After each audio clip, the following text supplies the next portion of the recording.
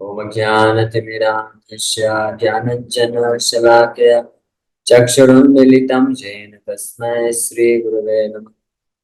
नमो ॐ विष्णुपादाय कृष्णप्रेष्ठाय भूतले श्रीमते भक्तिवेदान्तस्वामिन्निति नामिने। नमस्ते सारस्वती देवे गौरवाणी प्रचारिणे निर्विशेष शून्यवादी पाश्चात्य देशतारिणे। जय श्री कृष्ण चैतन्य प्रभु नित्यानंद श्री अद्वैत गदाधर शिवासादि गौर भक्त वृंदा। हरे कृष्णा कृष्णा कृष्णा हरे हरे, हरे राम राम राम हरे हरे। हरे कृष्ण। सभी भक्तों का हार्दिक स्वागत है आज के श्रीमद् भगवद गीता के डिस्कशन में। आज हम लोग चर्चा करेंगे Shrimad Bhagavad Gita Yatharoop second chapter verse number 32। तो कल ये 31 नंबर श्लोक पे चर्चा किए थे हम लोग, जिसमें भगवान कृष्ण के गीता का तीसरा भाग है। इसमें भगवान अर्जुन को एक क्षत्रिय वर्णाश्रम धर्म के कर्तव्य के अनुसार अर्जुन को फिर भी युद्ध करना चाहिए, इस बारे में बताने जा रहे हैं। तो कल के श्लोक में भगवान बोले, स्वधर्मम अपि चावेक्ष्य न विकम्पितुमर्हसि धर्म्याद्धि युद्धाश्रयं क्षत्रियस्य न विद्यते। कि अर्जुन, अगर आप अपने स्वधर्म पे भी विचार करो, क्षत्रिय धर्म पे भी, तब भी आपको अपने इस युद्ध को नहीं त्यागना चाहिए, क्योंकि क्षत्रिय यानी शरीर के स्तर पे भी देखें तो भी तुम्हारा स्वधर्म है, धर्म के लिए युद्ध करो।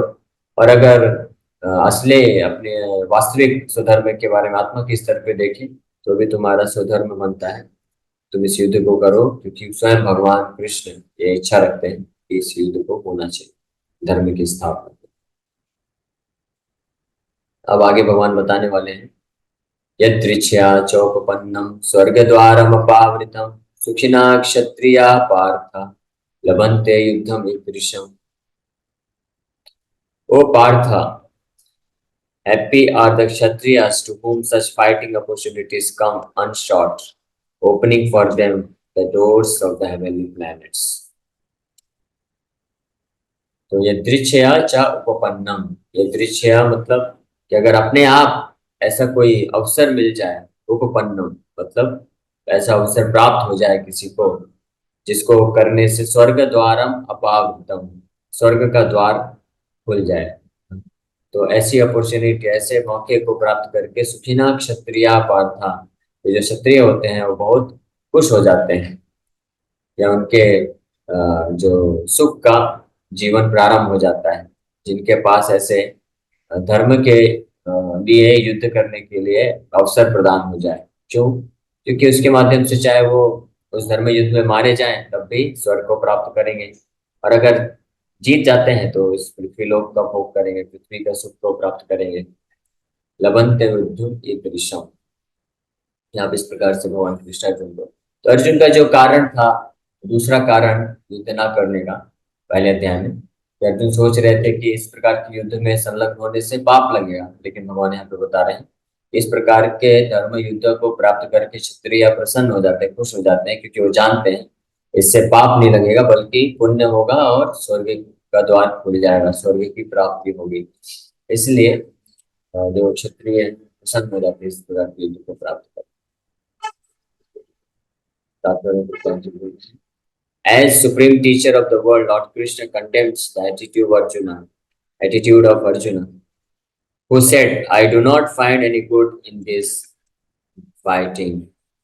अर्जुन ने बोला था पहले अध्याय में, न च श्रेयो अनुपश्यामि हत्वा स्वजनमाहवे। हे कृष्णा, कि मैं कुछ भी, न च श्रेयो अनुपश्यामि, मैं कुछ भी श्रेय या लाभ नहीं देख रहा हूँ अपने ही इस युद्ध में अपने ही लोगों को मार करके। लेकिन भगवान कृष्ण अर्जुन के इस विचारधारा को, इस जो एटीट्यूड है, ये जो विचारधारा है, इसको भगवान कंडेम कर रहे हैं, यानी भगवान इसको अस्वीकार कर रहे हैं।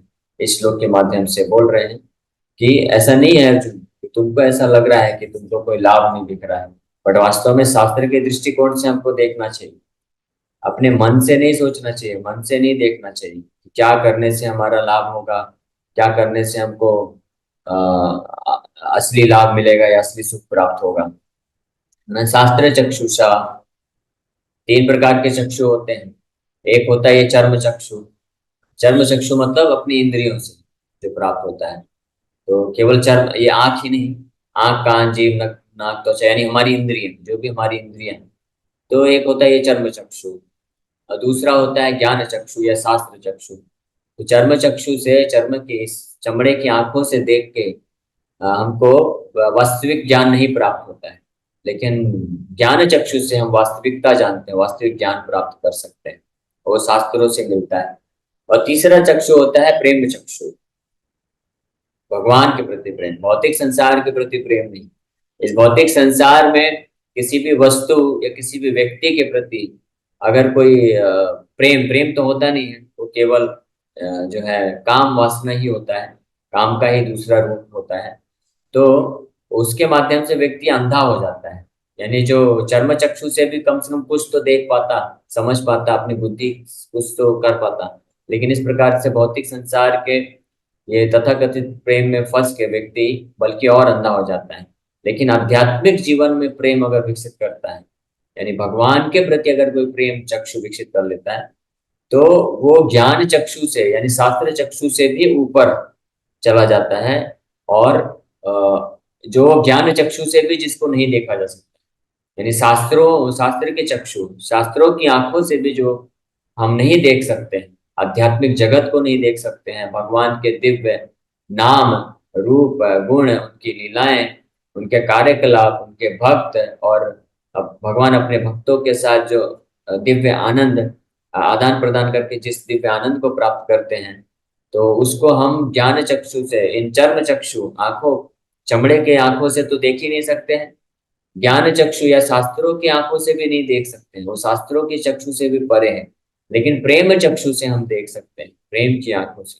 इसलिए ब्रह्मा जी बोले कि प्रेमांजन चुरित भक्ति विलोचनेना संत सदैव हृदयेषु विलोकयन्ति यम श्याम सुंदरम चिंत गुण स्वरूपम गोविंदमादि पुरुषम तमहं भजामि। तो इस श्लोक में भगवान ब्रह्मा जी यही चीज कंफर्म कर रहे हैं कि जिनके पास प्रेम का चक्षु है भगवान के प्रति, उस प्रेम के चक्षु से वो भगवान को देख सकते हैं।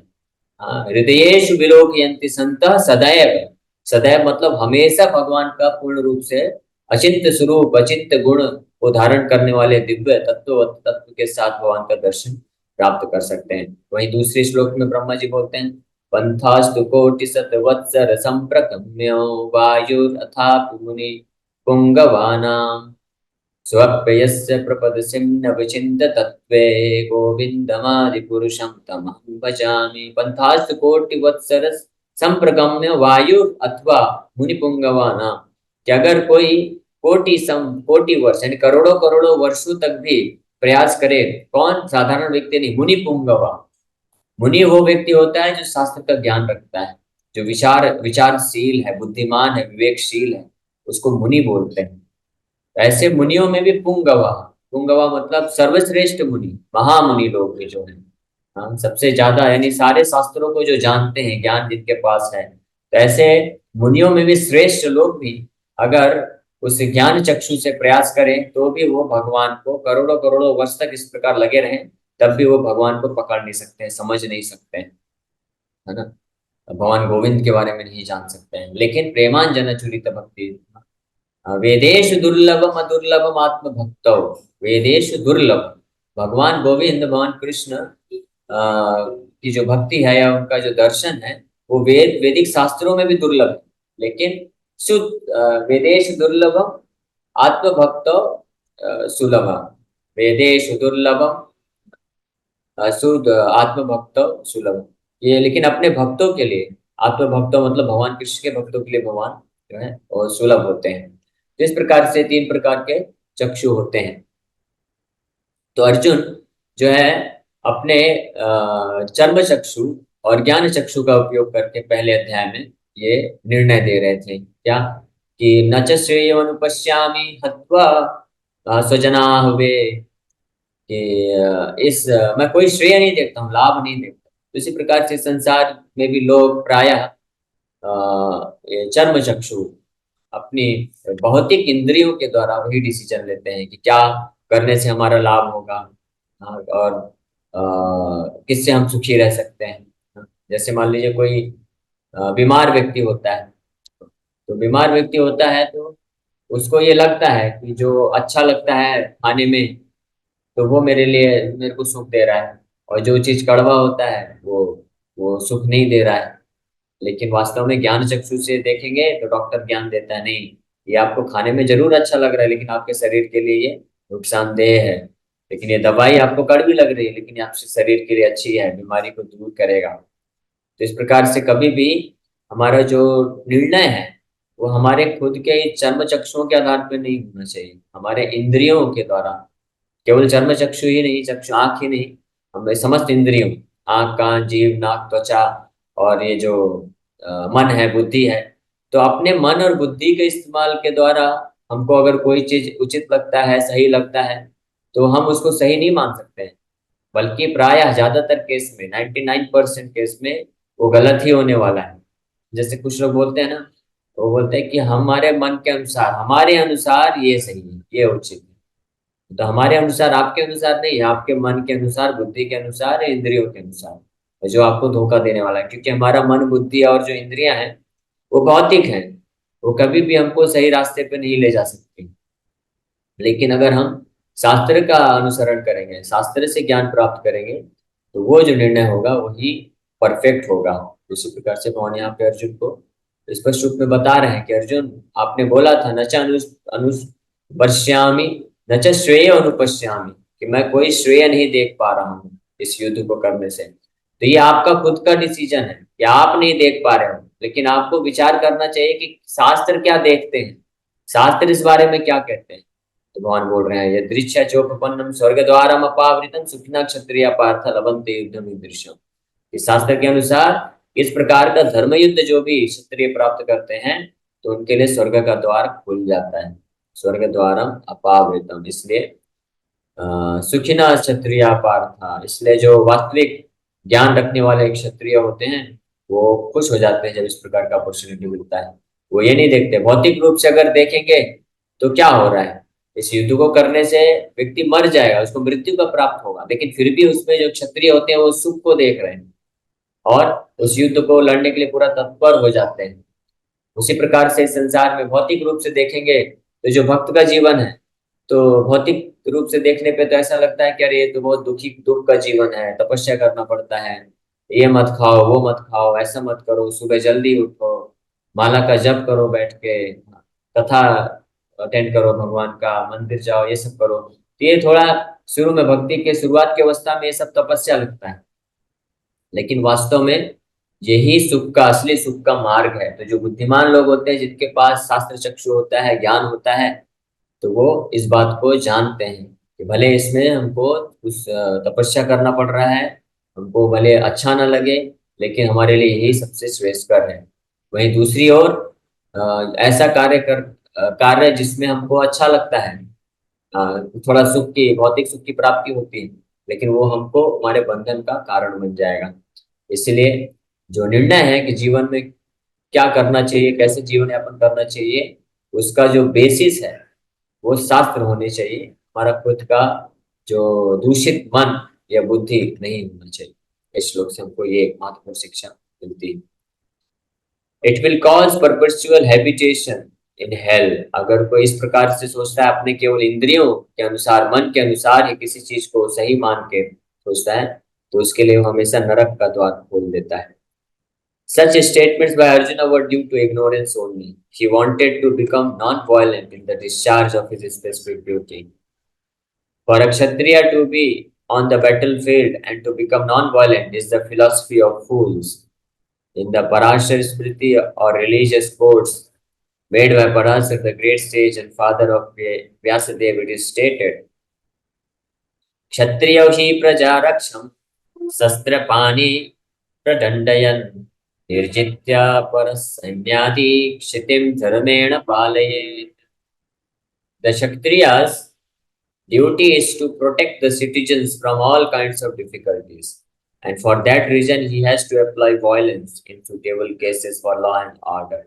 Therefore, he has to conquer the soldiers of inimical kings, and thus with religious principles he should rule over the world. तो ये और आसर स्मृति में भी इस बात को कन्फर्म किया गया है कि जब भी किसी क्षत्रिय के लिए जो धर्म की स्थापना के लिए, समाज में शांति की स्थापना के लिए अगर युद्ध करना पड़ता है, हिंसा करना पड़ता है, तो वो हिंसा गलत नहीं है। बल्कि ऐसी स्थिति में अगर कोई ऐसे जगह पे है, ऐसी स्थिति में है जहाँ पे हिंसा का आवश्यकता है, अ, जहाँ से ताकि ये जितने भी अधार्मिक कार्यकलाप हैं, अधार्मिक लोग हैं, अधार्मिक राज्य करने वाले लोग हैं, उनको हटाया जा सके, हटाने की आवश्यकता है। तो ऐसी स्थिति में अगर कोई क्षत्रिय अहिंसा धर्म का पालन करता है तो वो मूर्ख के समान बताया गया है कि वो केवल और केवल क्या है, मूर्ख ही है। हाँ, इसको कभी भी शास्त्रों में नहीं बोला गया है।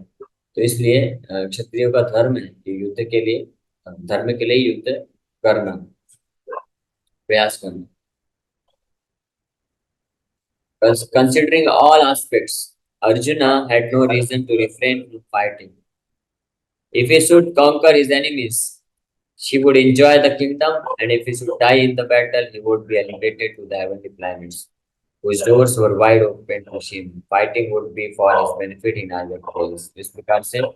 इस प्रकार का जो धर्म के लिए युद्ध होता है, वैसे क्षत्रियों के लिए चाहे वो युद्ध में हार जाएं या जीत जाएं, दोनों ही केस में उनके लिए हितकर होता है, बेनिफिशियल होता है। अगर वो जीत जाते हैं, युद्ध में विजयी हो जाते हैं, तो इस संसार में रह के इस राज्य का भोग कर सकेंगे। और अगर मृत्यु को प्राप्त होते हैं तो स्वर्ग के द्वार खुल जाते हैं। तो एक ये बहुत ही महत्वपूर्ण यहाँ पे महत्वपूर्ण शिक्षा है इस श्लोक में, जिस पर चर्चा किया कि जो भी शास्त्र के अनुसार जो भी मत है उसको हमको पालन करना चाहिए, भले ही उसको पालन करने में कई बार कुछ तपस्या का सामना करना पड़े, कठिनाई का सामना करना पड़े, या ऐसे कार्यकलाप कभी हमको हमारे मन या बुद्धि या हमारे चक्षु के द्वारा कई बार ये गलत प्रतीत हो या उल्टा प्रतीत हो, लेकिन फिर भी हमको शास्त्र के डायरेक्शन को ही पालन करना चाहिए। उसी से हमारा जो है लाभ होगा, अन्यथा हम इस संसार में फंस जाएंगे। वैसे इसको ये शिक्षा कई दिन से क्वेश्चन। हरे कृष्ण प्रभु जी। प्रभु जी, जो क्षत्रिय के बारे में अभी हम समझ रहे हैं, उसमें एक चीज पूछना था। जैसे पुलिस है, आर्मी फोर्स है, आज की डेट में जो वर्ण है उस तरह से स्थापित नहीं है जैसे पहले होते थे। तो क्षत्रिय किसको बोलेंगे? मतलब जैसे वो पुलिस है, आर्मी, उनको बोलेंगे, और भी किसी को क्षत्रिय बोल सकते हैं? किस टाइप के पर्सन को क्षत्रिय बोलेंगे आज की डेट में? हरे कृष्ण। ओके, तो क्षत्रिय के क्या कर्तव्य होते हैं, ड्यूटी होते हैं, ये गीता में भगवान कृष्ण इसका वर्णन करते हैं 18वें अध्याय में। ब्राह्मण का क्या कर्तव्य है वो उसका भी वर्णन करते हैं, और वैश्य का क्या कर्तव्य, शूद्र का भी क्या कर्तव्य, वो सब पूरा वर्णन किया गया है। तो क्षत्रिय का मेन जो धर्म होता है, मुख्य धर्म होता है, कर्तव्य होता है कि जो ब्राह्मणिकल कल्चर है, वैदिक संस्कृति है, वैदिक सभ्यता है, उसका रक्षा प्रदान करना। और उसकी रक्षा को प्रदान करने के लिए उसको अगर युद्ध करना पड़े, हिंसा करना पड़े, तो भी जरूरी है। यानी ब्राह्मणों वैष्णव का रक्षा करना, और जो रिलीजियस एक्टिविटी, धार्मिक कार्यकलाप है, यज्ञ है, भगवान का भक्ति है, पूजा है, अनुष्ठान है, वो सुचारू रूप से चल सके, उसको बंद कराने के लिए जो विघ्न करने वाले लोग हैं उनको दंड देना, वो क्षत्रिय का धर्म होता है। और साथ ही साथ दो श्लोक पहले हमने पढ़ा था, तात्पर्य प्रभुपाद जी लिखते हैं क्षत्रिय मतलब क्षत त्रायते इति क्षत्रिय, जो समाज से, लोगों के जीवन से क्षत, क्षत मतलब किसी भी प्रकार की हानि, और हानि में भौतिक हानि तथा आध्यात्मिक हानि, दोनों प्रकार की अगर हानि इस संसार के लोगों को, उसकी प्रजा को अगर मिल रहा है किसी कारणवश, तो उनको उस हानि से निकालना बाहर, तो वो क्षत्रिय का धर्म होता है। आज के समय में लोग जो जो हमारा जो आधुनिक जो मिलिट्री फोर्स है, तो वो क्षत्रिय है, लेकिन वो पूरी तरह से क्षत्रिय नहीं बोल सकते हैं, क्योंकि वो केवल जो है भौतिक हानि से लोगों को बचाना चाहते हैं, देश की रक्षा करना चाहते हैं। है ना? उनको धर्म से कोई लेना देना नहीं कि धर्म जो है सुरक्षित रहे या ना रहे। इसलिए 50% हम बोल सकते हैं कि चलो ठीक है, कि वो लोग प्रयास कर रहे हैं कि लोगों को जो आतंकवादी हैं और डकैत लोग हैं, इनसे सुरक्षा प्रदान कर रहे हैं, तो वो भी एक क्षत्रिय का धर्म होता है। लेकिन पूर्णता, क्षत्रिय धर्म की पूर्णता कब होगी? जब क्षत्रिय लोगों को भौतिक तरीके से भी सुरक्षा प्रदान करे, और साथ ही साथ में उनको आध्यात्मिक तरीके से भी सुरक्षा प्रदान करे। तो आध्यात्मिक सुरक्षा तो वास्तव में ब्राह्मण प्रदान करते हैं, उनको समाज को धर्म का ज्ञान दे करके लेकिन उन ब्राह्मणों को अपॉर्चुनिटी मिलना चाहिए, अवसर मिलना चाहिए। और जब, क्योंकि ब्राह्मण जो है हथियार नहीं उठा सकते, हिंसा नहीं कर सकते, इस प्रकार से जब कोई व्यक्ति या कोई ऐसा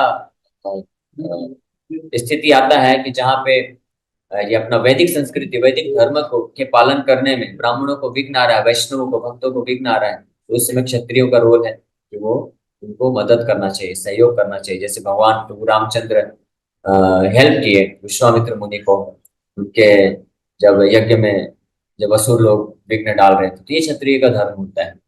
ठीक है, हरे कृष्ण। और कोई प्रश्न? प्रभु जी मतलब पहले के क्षत्रिय आध्यात्मिक रूप से भी मतलब काफी ज्ञानी होते थे, जैसे अर्जुन के एग्जाम्पल से समझ सकते हैं अर्जुन जी के। तो ये यस, चीज है ना, क्योंकि अभी बाइफरकेट हो गया, अभी आप बोल रहे 50% ही है, क्योंकि वो सिर्फ भौतिक रूप से प्रोटेक्ट कर रहे हैं, और जो वैष्णव है, रियल वैष्णव, वो एक्चुअल में प्रोटेक्ट कर रहे हैं, ऐसा समझ सकते हैं। हरे कृष्ण। यस, सही बात है। तो आज के क्षत्रियों को वो आध्यात्मिक ज्ञान नहीं है, इसलिए वो नहीं जानते और केवल भौतिक रूप से प्रयास कर रहे हैं बचाने का। लेकिन जो वैदिक क्षत्रिय होते थे, तो वो ब्राह्मणों की गाइडेंस में होते थे। ब्राह्मणों की गाइडेंस मतलब ब्राह्मण उनको फिर समझाते थे, शिक्षा देते थे आध्यात्मिक जीवन का महत्व। और ऐसे क्षत्रिय जो है राज ऋषि कहलाते थे, यानी वो ऋषि भी होते थे, उनके पास वैदिक ज्ञान भी होता, भगवान के महान भक्त होते थे और राज्य भी करते थे। तो दोनों प्रकार से प्रोटेक्शन। हरे कृष्णा प्रभु जी, क्षत्रिय धर्म और छात्र धर्म में क्या फर्क है? ये दोनों अलग अलग धर्म हैं। छात्र धर्म तो ब्रह्मचारी हुए, यानी गुरुकुल में जब स्टूडेंट यानी विद्यार्थी बन के जाते थे तो ब्रह्मचारी होते थे। ब्रह्मचारी मतलब ब्रह्मचर्यति इति ब्रह्मचारी। तो वो घर से अलग रह के, गुरु के आश्रम में रह के सेवा भाव भी विकसित करते थे, वैदिक ज्ञान का अनुशीलन करते थे, वैदिक शिक्षा प्राप्त करते थे। और फिर अपना गुरुकुल का ट्रेनिंग कंप्लीट करने के बाद वो जिस वर्ण में है, अगर वो ब्रह्मचारी ब्राह्मण वर्ण से बिलोंग करता है तो ब्राह्मण का अपना जो कर्तव्य है उसका पालन करेगा, उसको स्वीकार करेगा। कोई क्षत्रिय वर्ण से था तो जाके राज्य कार्य करेगा, लेकिन वैदिक शिक्षा होती थी। तो छात्र तो सबको बनना होता, चाहे वो ब्राह्मण, क्षत्रिय, वैश्य, ये तीनों को छात्र बनते थे। और कोई प्रश्न किसी का? हरे कृष्ण। कुछ हरे कृष्णा प्रभु जी, अर्थात इसलिए हम समझ सकते हैं कि जो वर्ण व्यवस्था पुराने समय में थी उसके अनुसार तो सब बटे थे और सब वैसे ही कार्य करते थे, किंतु वर्तमान में ऐसा कुछ नहीं है, तो जो जो कार्य करेगा वो कहलाएगा, इस तरह से ये परिभाषित हुआ है। जैसा माता जी ने पूछा था कि अभी वर्तमान में हम क्षत्रिय किनको माने, तो जैसे सैनिक हैं तो वो तो अर्ध सैनिक हुए, मतलब अर्ध क्षत्रिय हुए कि वो भौतिक रूप में तो वो कर रहे हैं पर आध्यात्मिक रूप में नहीं कर पा रहे हैं, नहीं कर। तो पूर्ण रूप हाँ, से कौन क्षत्रिय है तो ये इस वर्ण समय में? वर्ण व्यवस्था, हाँ, वर्ण व्यवस्था हमेशा रहती है, ये कभी हटाई नहीं जा सकती। हमेशा कुछ कैटेगरी के लोग ब्राह्मण रहेंगे, कुछ क्षत्रिय रहेंगे, कुछ वैश्य, कुछ शूद्र रहेंगे। तो गुण हमेशा है। जो अभी मिलिट्री में है, जो लोग सैनिक हैं, आर्मी में है, तो उनके अंदर क्षत्रियों का गुण है, यानी वो बहादुरी है और वो निडरता है, वो सब है। लेकिन उसको प्रॉपर तरीके से, यानी कर्म, गुण कर्म विभाग, सब कर्म नहीं हो रहा है बस। इसलिए उसको अर्ध क्षत्रिय बोला गया है कि मतलब पूर्ण रूप से नहीं पालन हो रहा है। तो क्षत्रिय तो गुण है। उसी प्रकार से जो साइंटिस्ट हुए, बड़े बड़े इंटेलिजेंट लोग हैं, बुद्धिजीवी लोग हैं जो रिसर्च कर रहे हैं और अलग अलग इंटेलिजेंस टीम बना के हैं, तो वो लोग के अंदर ब्राह्मणों के गुण तो है, लेकिन ब्राह्मणों का कार्य कर्म नहीं हो रहा है। ब्राह्मण का कर्म होता है कि वो भगवान के बारे में, तत्व के बारे में जिज्ञासा करे, उसके बारे में इंक्वायरी करे और फिर लोगों को भी तत्वों के बारे में शिक्षा दे। गीता, भागवत, पुराण, उपनिषद इसका शिक्षा दे। तो कर्म नहीं हो रहा है। तो ये मॉडर्न आधुनिक समाज में वर्ण व्यवस्था में ये डिफेक्ट। धन्यवाद प्रभु जी, हरे कृष्ण। ठीक है, हरे कृष्ण प्रभु जी। हरे कृष्ण। प्रभु जी, मेरा ये था कि जो टीचर्स और प्रोफेसर्स होते हैं वो किस वर्ण में आएंगे? टीचर्स और प्रोफेसर्स होते हैं वो भी ब्राह्मण वर्ण में ही आते हैं, लेकिन अगेन वैसा ही जैसे अर्चना माता जी ने प्रश्न पूछा था, तो उसका भी उत्तर यही है कि उनके अंदर ब्राह्मणिकल क्वालिटी तो है।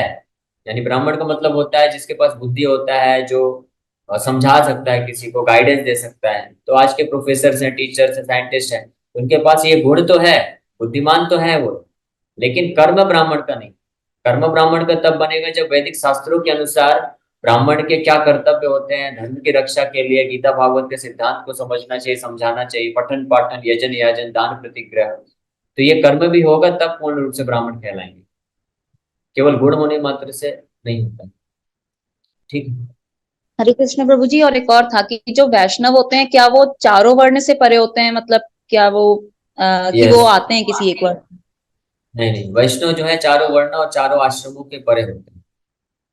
वैष्णव मतलब वो स्पिरिचुअल प्लेटफॉर्म, आध्यात्मिक स्तर पे है, भगवान कृष्ण के नित्य सनातन दास हैं। और हर कोई वैष्णव ही है, लेकिन जब तक बद्धावस्था में रहते हैं तो ये वर्णाश्रम सिस्टम बनाया गया है, ताकि जिस अपने अपने 3 गुणों के अनुसार उसमें स्थित रह के अपने कर्तव्यों का पालन करके धीरे धीरे वो वैष्णव प्लेटफॉर्म में आ सके, बन सके। तो इसलिए जो वैष्णव होता है वो परफेक्ट ब्राह्मण होता है, परफेक्ट सन्यासी होता जी हरे हरे कृष्ण कृष्ण प्रभु प्रभु जी। जी। हरे कृष्ण प्रभु जी, धन्य प्रणाम प्रभु जी। वैष्णव किसे मतलब माने? जैसे जो भगवान की सेवा करे, जो मंदिर चलाए, उसको वैष्णव से माने? है। वैष्णव मतलब केवल बाहरी एक्टिविटी नहीं है, बाहरी कर्म नहीं है। बाहरी कर्म तो है ही कि भगवान का विग्रह का सेवा करें, नाम जप करें, वो तो है। लेकिन वैष्णव का जो मेन परिभाषा है वो आंतरिक गुण है, उसका चेतना है। वो चेतना क्या है और चेतना क्या होनी चाहिए, रूप गोस्वामी बताते हैं, अन्याभिलाषिता शून्यम ज्ञान कर्माद्यनावृतम कृष्णानुशीलनम भक्ति उत्तम। जो केवल और केवल भगवान कृष्ण के सेवा के लिए, प्रसन्नता के लिए, उनसे अनुकूल भाव में का सेवा करते हैं और कोई अन्य अभिलाषा नहीं रखते हैं, उसको वैष्णव बोलते हैं। हरे कृष्ण प्रभु जी। एक क्लास में अभी जो डिस्कशन हुआ था कि ज्ञान से जो इंसान प्रभु को, भगवान को पाना चाहते हैं, वो कहीं ना कहीं पीछे रह जाते हैं। तो मतलब जो भाव पूर्वक मतलब पूजा करते हैं, जिनको नहीं पता होता, जैसे पुराने बुजुर्ग होते थे, कई बार उनको कुछ चीजें विधि विधान नहीं पता होता था, कुछ भी अपने मन से करते थे। तो ऐसे भक्त आज भी अगर सरल बोलते हैं ना मन के हैं, तो वो भगवान को जल्दी पा सकते हैं एज कम्पेयर टू ज्ञान जो ट्राई करते हैं। हरे कृष्ण। ये अलग अलग चीज है कि जो ज्ञान के द्वारा प्राप्त करना चाहते हैं भगवान को, तो वो फिर भी एक स्टेप आगे है, क्योंकि एटलीस्ट वो ज्ञान के द्वारा समझ सकते हैं कि हम ये भौतिक शरीर नहीं, आत्मा है, और भौतिक जगत से लगाव नहीं रखना चाहिए, हमारा ये नित्य धाम नहीं। लेकिन जो ज्ञान नहीं रखते हैं और जो वैष्णव होता है वो ऐसे ज्ञानी के भी ऊपर, यानी वैष्णव ज्ञानी से भी श्रेष्ठ है, इसका मतलब उनके पास ज्ञान भी होता है। तो अगर कोई ऐसा व्यक्ति है जो भक्ति तो कर रहा है लेकिन उसके पास ज्ञान नहीं है, तो वो सरल स्वभाव हम बोल सकते हैं, लेकिन वास्तव में वो सरल स्वभाव नहीं है, वो अज्ञानता है, इग्नोरेंस है। लेकिन अच्छी बात है कि अगर वो नाम जप कर रहा है, भक्ति कुछ भगवान का सेवा कर रहा है, तो धीरे धीरे प्रकृति करके ज्ञान भी प्राप्त होगा, भक्तों का संग जब मिलेगा तो ज्ञान भी प्राप्त होगा। लेकिन प्राय ऐसा देखा गया है कि जो जिनके पास ज्ञान नहीं होता है गीता भागवत का, तो वो प्राय भगवान का अगर नाम जप करते भी हैं, सेवा भी करते हैं, पूजा भी करते हैं, तो वो कुछ भौतिक लाभ के लिए करते हैं, इस भौतिक संसार में भौतिक सुख प्राप्ति के लिए करते हैं।